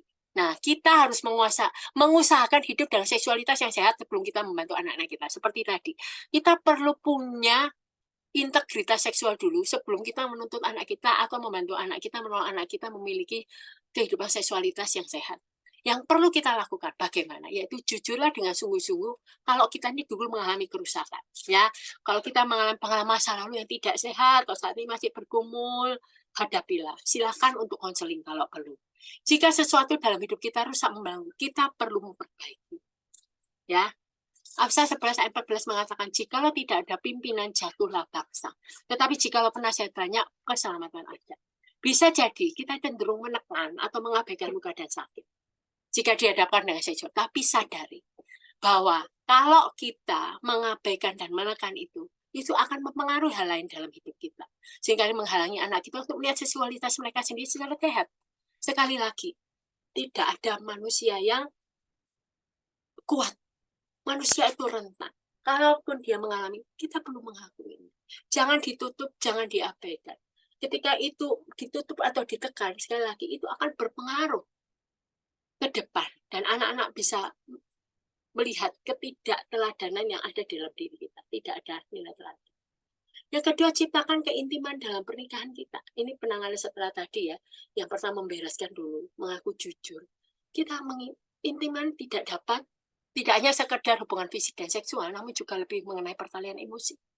Dr. John Gottman dari University of Washington menyebutkan bahwa pertalian emosi adalah elemen yang terhilang dalam pernikahan. yang akhirnya berakhir pada perceraian. Jika tidak ada keintiman emosi dalam pernikahan atau pertalian dalam pernikahan kita sendiri, kecil kemungkinannya ada keintiman seksual yang sejati. Mulailah intim, dekat diri dengan ini, ada pertalian emosi, itu ada hubungan emosi yang dekat, bisa merasakan sama-sama, mungkin sedih, sama-sama sedih, itu ya. Nah, untuk itu usahakan hubungan relasi yang baik dan terus belajar seksualitas kita, mengenai seksualitas kita. Semakin kita merasa nyaman dalam keintiman pernikahan kita, semakin mudah untuk membicarakan seksualitas yang sehat dengan anak kita. Anak kita akan melihat teladan yang indah dari orang tua yang memiliki keintiman di dalam pernikahan. Ya, Roma 12 ayat 10 berkata, hendaklah kamu saling mengasihi sebagai saudara dan saling mendahului dalam memberi hormat. Yang ketiga, perlunya kita mempraktekkan kesetiaan dan kesucian. Nah ya, jadi jalan menuju seksualitas yang sehat ini juga keintiman emosi dan fisik adalah melalui gerbang kesetiaan dan kesucian. Hati-hati, saat ini banyak perceraian terjadi itu disebabkan karena kecanduan pornografi. Kita tidak dapat bersama-sama memiliki seksualitas yang sehat dan terlibat dalam pornografi. Juga perselingkuhan emosi, yaitu apa? Melewatkan waktu memikirkan kebersamaan dengan seorang yang bukan pasangan kita. Ya, jadi misalnya ketika kita mungkin pergi gitu bersama dengan pasangan, padahal itu pasangan, tapi dia mikirkan, membayangkan yang ini bukan pasangan saya, tapi orang yang kita sukai. Nah, seperti itu. Hati-hati, karena ini dapat mengalami keintiman yang sehat dengan pasangan. Karena tidak realistis gitu ya. Yang keempat yaitu meminta dan memberi pengampunan. Apa maksudnya? Pengampunan dan anugerah itu pengalaman yang sangat kuat yang dapat membebaskan diri kita untuk menuju seksualitas yang sehat. Kadang kita harus mencari pengampunan karena kita mungkin melakukan hal yang tadi tidak benar di masa lalu. Tapi di waktu lain kita harus memberikan pengampunan. Mungkin anak kita jatuh di dalam kondisi seksualitas yang tidak di dalam mungkin banyak hal yang dia lakukan. Nah, ketika kita memberikan pengampunan dan meminta pengampunan, memperoleh pengampunan, itu akan membawa kesembuhan dan sukacita dalam relasi. Karena apa? Hubungan yang dulu mungkin tidak berjalan dengan baik, bisa lebih baik lagi. Relasi bisa lebih indah. Jadi, jangan menghukum diri sendiri secara emosi akibat keputusan buruk di masa lalu. Itu sudah masa lalu. Jadi perlu adanya pengampunan, karena kemampuan itu membawa kepada kemerdekaan. Nah, ketika kita itu merdeka, itu membuat lebih sehat di dalam seksualitas. Nah, kita perlu menetapkan batasan. Ini adalah topik yang sangat penting. Membangun batasan yang sehat adalah sumber sejati disiplin. Nah, kita hari ini harus belajar membangun batasan itu. Jangan sampai kompromi. Apa yang sebenarnya bisa kita lakukan? Yang pertama, pertanggungjawaban adalah salah satu kebutuhan dasar pria dan wanita. Nah, kita perlu punya batasan yang sehat dengan lawan jenis. Kita juga membutuhkan teman yang dapat meminta pertanggungjawaban kita, teman yang memiliki akses ke jiwa kita. Dengan ada pertanggungjawaban ini membuat kita dapat menjaga diri, membuat keputusan yang tidak bijak. Jadi misalnya begini, ketika kita tahu bahwa mungkin di kantor kita kan sudah menikah, istilahnya gitu ya. Nah, ketika kita ada di kantor, ya, kemudian kelihatan ada atasan kita yang mungkin mulai ngajak kita makan siang, kemudian ngajak nemani dia kemana. Ada perlunya kita itu punya teman-teman, suatu komunitas, di mana kita bisa share kepada dia. Nah, karena teman-teman ini sifatnya lebih netral, tentu bisa memberikan masukan. Hati-hati, kamu jangan sampai terlibat terlalu jauh. Ini nanti bisa akan menghancurkan pernikahan. Banyak hal. Nah, ketika ada teman-teman ini, boleh dikatakan partner yang boleh bersama-samanya sama. Nah, ini membuat kita bisa dapat menjaga diri kita, membuat keputusan apa yang benar, apa yang enggak. Karena dia dalam posisi yang netral. Ya, ini kita memerlukan hal itu. Mungkin kita tidak bisa berpikir secara benar, tapi teman-teman itu bisa melihat secara benar. Yang kedua yaitu menjaga hati, pikiran, dan mata kita. Ini batasan disiplin lainnya. Jadi jagalah hatimu dengan segala kewaspadaan, karena dari situlah berpancar kehidupan. Amsal 4 ayat 23. Hati-hati. Permasalahan kaum pria itu tentang mata dan pikiran, sesuatu yang sifatnya visual. Tapi wanita cenderung terlibat dengan perasaan. Ini adalah sampah. Jadi kita harus hati-hati. Karena melalui ini semua kita bisa jatuh di dalam dosa perzinahan hingga membawa ke pernikahan yang tidak memuliakan nama Tuhan. Mengapa? Karena mungkin banyak hal yang terjadi, banyak yang dirugikan. Anak-anak juga mendapat kerugian banyak hal, tidak menjadi teladan yang indah. Jadi, kita harus menjaga hati dan hidup kita dari pikiran dan pengalaman yang menodai jiwa kita. Yang ketiga yaitu bersungguh-sungguh dalam membangun batasan yang sehat dengan lawan jenis. Kita perlu sungguh hati. Ketika menetapkan batasan, kita sudah tetapkan batasan kemudian dibilangin. Misalnya, kalau ada orang yang dekat dengan saya, ada orang laki-laki batasnya sampai di sini. Ketika dia minta saya untuk tetap melakukan banyak hal, nah itu kita harus berkata tidak sekali, karena itu sudah melewati batasan yang kita tetapkan. Nah, batasan-batasan saya itu menjaga hubungan relasi tetap suci. Kita perlu terus-menerus menjaga hati kita. Jangan sampai mungkin dibawa masuk, kita tuh digiring menjadi melewati batasan yang sudah kita tetapkan. Hati-hati dengan perselingkuhan emosi. Ini banyak yang terjadi, ya. Ketika berada bersama pasangan, gitu ya, bukan melihat itu pasangan, tapi orang yang dia sukai, gitu ya. Jadi, kalau misalnya kita maunya sakitnya didisiplin sekarang, mungkin ditegur, dimarahi, atau nanti sakitnya waktu penyesalan. Tentu sakitnya disiplin ketika dimarahi, ditegur dan sebagainya itu pasti lebih menyehatkan daripada sakitnya penyesalan itu sudah terlanjur, sudah terlambat karena sudah terjadi. Ya, ini ada satu peristiwa seseorang yang sebenarnya memiliki kehidupan pernikahan yang baik. Kemudian dia itu dekat dengan seorang ya yang ada di kantornya, teman yang sama-sama mengerti pergumulan dia. Nah, ternyata ya teman ceweknya ini di kantor itu punya masalah, menceritakan bahwa dia punya suami yang KDRT. Nah, akhirnya simpati, empati itu muncul di dalam diri orang laki-laki tanpa dia tahu bahwa dia sudah mulai tergiring masuk ke proses yang tidak benar. Nah, teman-teman sudah mengatakan hati-hati, kamu jangan ini. Kalau kamu terus dimarahin, diteriak apa dan sebagainya. Tetapi dia tetap jalan terus. Yang terjadi adalah apa? Akhirnya dia bersengkuh, menceraikan istri yang pertama, kemudian dia menikah dengan yang kedua ini, ya. Karena waktu itu keburu hamil, ya gitu ya. Yang mengerikannya dan kemudian ini akhirnya dia baru menyadari bahwa dengan yang kedua ini tidak seperti yang pertama, gitu. Ya, tidak seperti yang pertama. Dia menyesal saat itu, tapi sudah terlanjur. Karena dia harus bertanggung jawab kan dengan kondisi yang ada. Tidak mudah memang, tidak mudah. Dan dia mengatakan, saya ingin balik yang pertama. Saya mikir begini, loh kok cek enaknya gitu, seperti wanita pindah-pindah begitu ya. Begitu itu tidak enak langsung pindah, begitu ini tidak nyaman itu pindah. Bukan satu hal yang benar gitu ya di dalam kehidupan apalagi anak Tuhan. Ya, itu satu hal yang perlu ditekankan. Perlu bersungguh-sungguh membangun batasan yang sehat dengan lawan jenis. Bapak Ibu yang dikasih Tuhan, saat ini saya mengajak setiap kita sama-sama berjuang, sama-sama berproses. Jadi orang tua yang terbaik dalam mengajarkan kesehatan seksual kepada anak kita. Itu semua dimulai dari seksualitas pribadi, diri kita dulu yang sehat. Nah, kiranya Tuhan yang memampukan. Tuhan memberkati setiap kita. Ya, terima kasih sekali lagi untuk kehadiran Bapak Ibu yang dikasih Tuhan.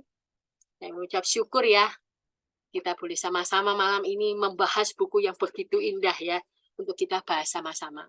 Ya, mungkin dari Bapak Ibu mungkin ada yang mau bertanya atau memberikan masukan, saya persilahkan.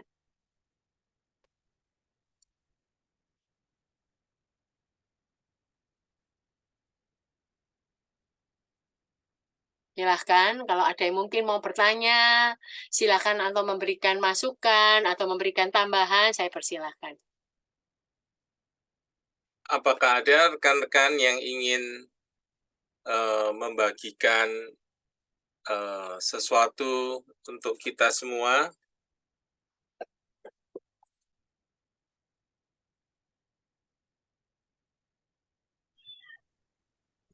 Halo, selamat malam. Ya, selamat malam. Anton. Iya, memang semua yang diutarakan Bu Maria itu sangat ideal ya. Tetapi kita berada dalam dunia yang tidak seideal yang seperti yang dibahas di dalam materi itu. Katakanlah seksualitas itu mempunyai energi yang sangat besar, sehingga kalau katakanlah ditekan ya karena mengikuti prinsip-prinsip menjaga kesucian dan sebagainya tadi, suatu ketika bisa menimbulkan problem yang berat, sebagaimana diutarakan oleh Sigmund Freud uh, yang mengatakan bahwa penekanan energi seksual itu bisa menimbulkan sesuatu yang berbahaya secara tidak sadar di dalam diri seseorang. Dia mengatakan itu karena sudah menghadapi begitu banyak pasien ya yang sebetulnya seperti itulah kejadiannya karena menekan seksualitas, karena pada zaman itu memang seksualitas dianggap sebagai sesuatu yang tabu. Nah, berkaitan dengan itu, maka bagaimana mengkompromikan itu? Seperti yang dikatakan oleh Sigmund Freud itu tentang psikoanalisis itu, dengan situasi sekarang di mana begitu terbuka informasi mengenai seksualitas, begitu membanjir dan tersedia dengan mudah bisa diakses oleh anak-anak remaja yang boleh dikata semuanya sudah punya HP sekarang ini. Bagaimana itu mengkompromikan itu agar katakanlah kita sebagai orang tua itu bisa efektif menjembataninya itu. Demikian, terima kasih. Ya, Pak Anton begini ya, kalau mungkin saya boleh memberikan masukan, yang saya berikan tadi itu bukan ideal sekali. Dan juga saya tidak mengemukakan ketika untuk seksualitas perlu ditekan. Enggak. Tapi yang perlu diketahui adalah menjaga kesucian dengan kekudusan itu maksudnya kita itu tidak terlibat terlalu jauh di dalam kondisi, kalau kita tahu bahwa itu tidak benar, ya kita jangan melakukan hal itu. Misalnya contohnya seperti tadi, perselingkuhan emosi. Itu bukan satu hal yang masalahnya, itu juga menjadi satu pergumulan gitu. Ketika mengetahui pasangan yang tidak sesuai dengan ideal dengan yang kita punya gitu. Ketika ada orang lain yang mungkin seperti yang ideal yang seperti kita mau, kok enggak dia aja yang jadi suami saya atau enggak dia aja yang menjadi istri saya. Jadi kita perlu tahu batasan. Sekali lagi batasan. Bukan berarti istilahnya kita kompromi. Enggak ya. Jadi saya menekankan di sini karena banyak terjadi perceraian, kemudian pernikahan-pernikahan yang hancur itu karena ketidakhati-hatian gitu ya. Jadi perlu harus ditekankan. Makanya kita sendiri itu perlu, kalau misalnya kita pun pernah jatuh atau kita pun saat ini lagi bergumul, kita perlu pergi seseorang konselor gitu ya. Untuk kita tuh membereskan hal itu, jujur mengatakan gitu ya, karena kita semua nggak ada yang ideal. Jadi kita mengatakan, mungkin kita dulu pernah jatuh di dalam kondisi yang tidak mudah, gitu ya. Di dalam misalnya dari pacaran yang mungkin melebihi batas dan sebagainya, gitu ya. Sampai tapi tidak melakukan hubungan seksual, gitu ya. Tetapi itu ya, itu perlu dibereskan dulu sebelum kita memberikan pengajaran itu kepada anak-anak. Karena sebenarnya hari ini yang dipentingkan itu adalah mengajarkan anak-anak ini tentang seksualitas. Nah, kalau kita mengajarkan kepada anak-anak seksualitas, sebenarnya kita itu perlu punya integritas sosial yang benar, gitu, yang benar, yang betul. Jadi gini, kita pasti rentan, pasti saya tahu, kita rentan. Saya tadi mengatakan kita itu rentan, bisa sekali jatuh. Kalau enggak karena kasih karunia Tuhan, kita enggak akan bisa sampai saat ini, gitu ya. Jadi kalau misalnya teman lain saya punya teman hamba Tuhan yang juga jatuh di dalam perselingkuhan dan sebagainya. Kalau saya melihat begitu, saya melihat begini, saya juga tidak lebih baik dari dia, gitu. Hanya karena kasih karunia Tuhan yang memampukan saya. Nah, ketika saya punya masalah, saya juga mempunyai masalah yang dulu ya, ketika dengan pacar dan sebagainya, gitu ya. Satu hal yang tidak mudah. Tetapi ketika saya tahu bahwa ini akan membebani saya nanti ke depannya, saya perlu belajar untuk konsultasi. Konseling itu akan dilakukan terus sepanjang hidup kita. Nah, ketika kita berjalan berproses, saya tadi mengatakan kita berproses menjadi orang tua yang baik. Bagaimana kita bisa mengajarkan kalau kita mempunyai integritas seksual yang baik? Nah, ketika kita mungkin jatuh lagi, ya tetap konseling terus tetap dilakukan, gitu ya. Supaya setidaknya anak kita punya gambaran, oh aku punya orang tua. Oh, aku punya satu figur yang bisa aku jadikan teladan. Jadi tidak menunggu kita sempurna dulu baru kita menjadi teladan. Jadi pentingnya hal ini adalah itu. Makanya kenapa itu di bagian terakhir itu kembali ke istilahnya seksualitas pribadi itu harus ditangani dulu sebelum kita melangkah selanjutnya. Nah, hati-hati juga, makanya dari itu sebagai orang tua perlu menetapkan batasan di dalam ini. Supaya apa? Nah, anak kita kalau tahu kita punya hubungan dengan lawan jenis gitu, bagaimana kita bisa memberikan yang namanya kesucian kekudusan? Ini tidak mudah memang. Proses, bukan langsung bisa itu. Enggak. Saya tahu HP, media itu sekarang terbuka secara luas. Kita mau klik aja dengan satu klik itu bisa lihat semuanya. Nah, ketika kita lihat ada, kita apa yang kita lakukan? Mau tetap lihat terus gitu ya? Atau kita sudah balik, sudah di cancel gitu, atau tidak mau gitu ya? Jadi kita tidak bisa menyadari. Kadang film-film bagus dikemukakan, tengah-tengahnya ada adegan yang kita tahu tidak benar gitu ya. Nah kalau kita menikmati ya pasti ya jadi gak mudah gitu loh jadi teladan buat anak-anak kita. Oh papanya selesai sendiri itu seperti tadi ya, anaknya mau ditegur untuk tidak mau hidup seks bebas, ditegur lah mamanya sendiri melakukan seks bebas dengan banyak orang, bagaimana dia bisa menjadi teladan?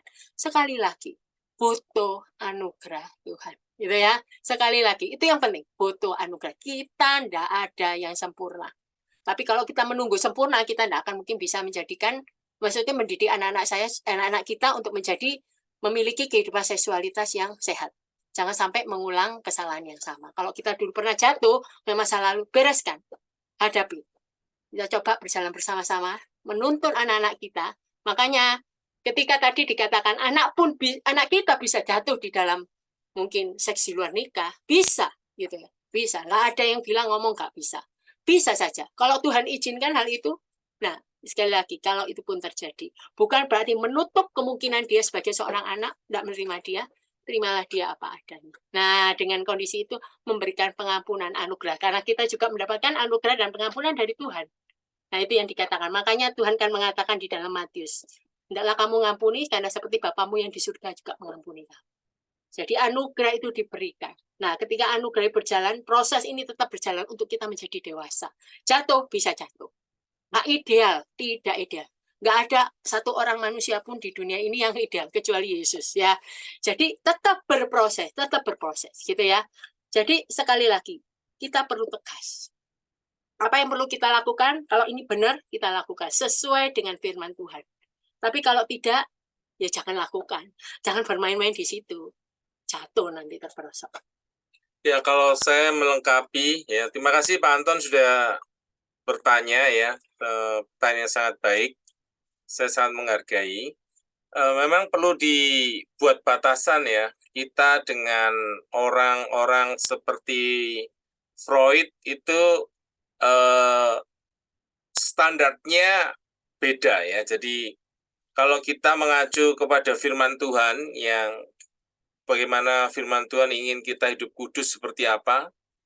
Nah, sedangkan kalau Freud itu saya melihat dalam film yang saya pernah lihat tentang Freud sendiri, itu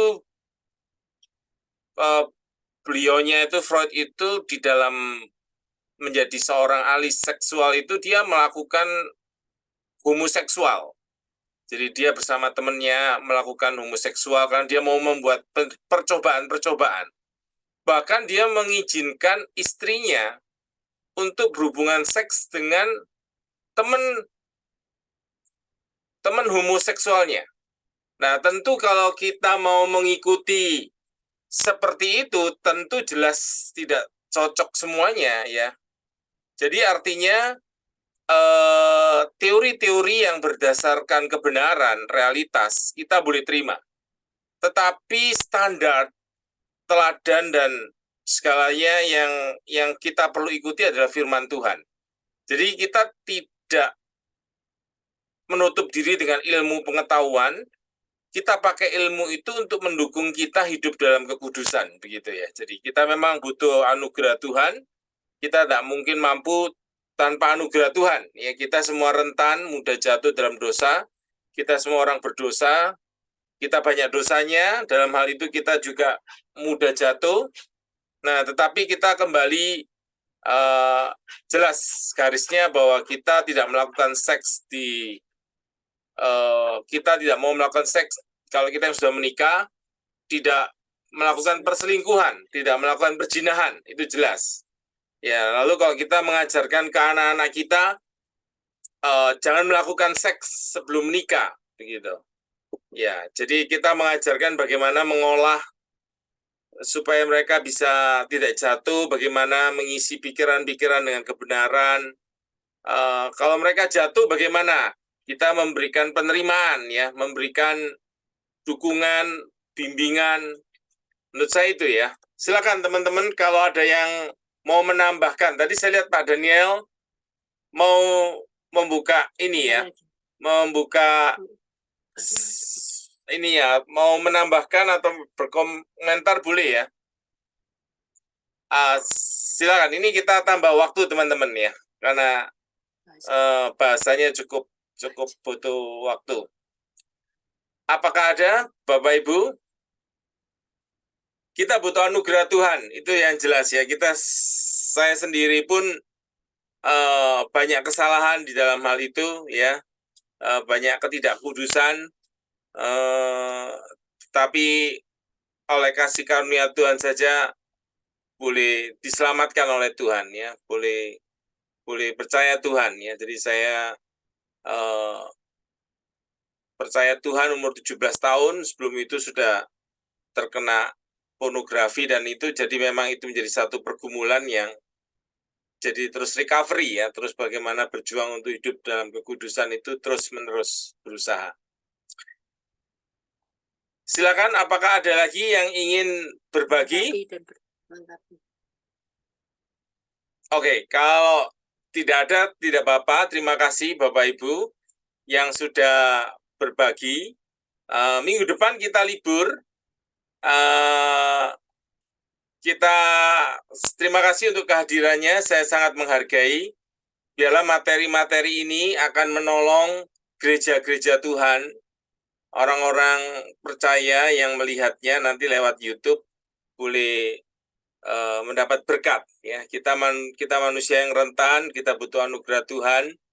Kita juga tahu pergumulan anak-anak kita remaja, kuliah, ya anak-anak kuliah, anak-anak remaja, pemuda kita itu mereka juga dalam pergumulan yang berat tentang pornografi dan seterusnya. Kita perlu memberikan mereka pendampingan, bimbingan, pendidikan yang menurut saya materinya ini diperlukan, ya diperlukan. Oke, terima kasih Bapak Ibu yang sudah hadir. Kita akan tutup di dalam doa ya karena waktu. Bapak di dalam surga, terima kasih untuk materi ini. Biarlah setiap orang yang mendengarkan ini boleh diberkati.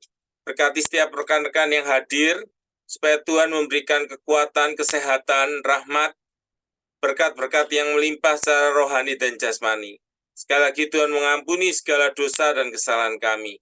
Melayakkan kami terus dipakai oleh Tuhan, mendapat anugerah Tuhan untuk terus menjadi berkat Tuhan dimanapun kami berada.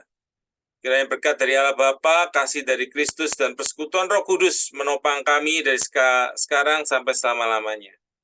Amin. Terima kasih Bapak Ibu. Terima kasih semuanya. Tuhan memberkati. Terima kasih Bu Maria. Terima